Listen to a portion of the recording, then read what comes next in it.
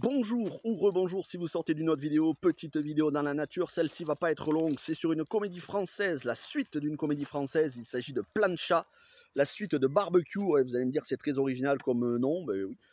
Le premier film, c'était avec Lambert Wilson, Lionel Abelansky, Guillaume de Tonquédec, il me semble qu'il y avait Florence Foresti et bien sûr Jérôme Commandeur et tout le monde et Franck Dubosc et tout le monde revient sauf Florence Foresti, je sais pas pourquoi, je me suis même pas renseigné pour savoir. Et cette suite, ben, ça se passe maintenant. Je crois que le premier film était de 2014. Là, cette suite se passe en 2022. Le confinement a eu lieu, on y fait allusion, et toute cette bande de potes se retrouve. Ils devaient partir en Grèce en voyage au soleil, mais finalement, c'est annulé au dernier moment. Le vol est annulé, et donc ils vont aller dans la maison de Guillaume de Tonquédec et de sa femme, maison qui se trouve en Bretagne. Donc Bretagne où il pleut et donc ils vont passer leurs vacances à l'intérieur, voilà, à l'intérieur de la baraque avec Guillaume de Tonquédec qui va leur sortir des grandes tirades sur l'histoire de sa famille. C'est à la fois amusant et tendre. Je trouve que c'est même plus tendre que amusant. Le premier film, c'était un peu la même chose. On sent cette bande d'amis qui, voilà, ils ont des hauts et des bas, des fois ils sont un petit peu hypocrites les uns avec les autres, mais au final, ils se réconcilient. Ce film est très sympa parce que ça parle de la vieillesse et que quand on a des problèmes, notamment, on a du mal à accepter son âge, bah, ça rejaillit sur les relations avec les amis.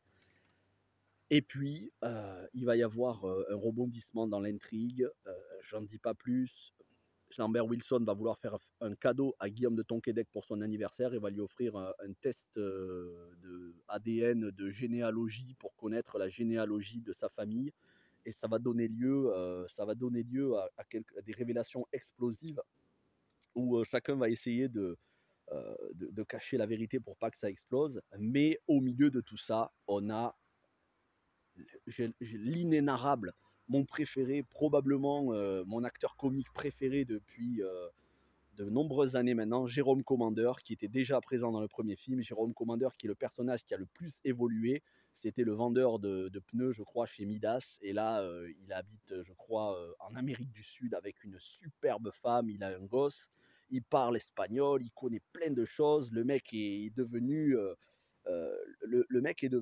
ultra stylé et il peut pas s'empêcher de dire la vérité. C'est quelqu'un d'honnête et c'est quelqu'un de il y a pas de fourberie chez lui et ça fait du bien ce perso parce qu'il va décanter la situation et il va un petit peu réconcilier tout le monde avec beaucoup de bienveillance et on sent que chez ce personnage, mais ça c'est la personnalité de Jérôme Commandeur, voilà, c'est pas quelqu'un de moqueur. Il y a pas de moquerie ou de malveillance ou de mépris. Le personnage, c'est pas dans son ADN. Et ce personnage fait beaucoup de bien au scénario. Jérôme Commandeur, sa bonne humeur, sa bonhomie. Je vous en avais déjà parlé dans la critique de son film Irréductible, dispo sur la chaîne. Mais aussi dans Jack Mimoun, là, le film de Malik Bentala, où on a Jérôme Commandeur qui joue dedans. Vraiment, Jérôme Commandeur, dans les films, il apporte quelque chose. C'est un petit peu souvent, les personnages se ressemblent, les personnages qu'il joue, mais ça fait toujours du bien, je trouve. Donc, Plancha, voilà, je ne vais pas trop le faire, hein, peut-être je vais faire 5 minutes de vidéo, pas plus, parce qu'il n'y a pas besoin d'aller plus loin. Mais Plancha, c'est un film sur la vieillesse, une bande de quinquagénaires qui commencent à sentir leur fin, qui sont dans la pente descendante de leur vie et qui se posent des questions un petit peu, qui testent leur amitié. On a notamment Franck Dubosc qui est vexé parce qu'il n'a pas été inclus dans un groupe de tennis, parce qu'il joue comme un pied.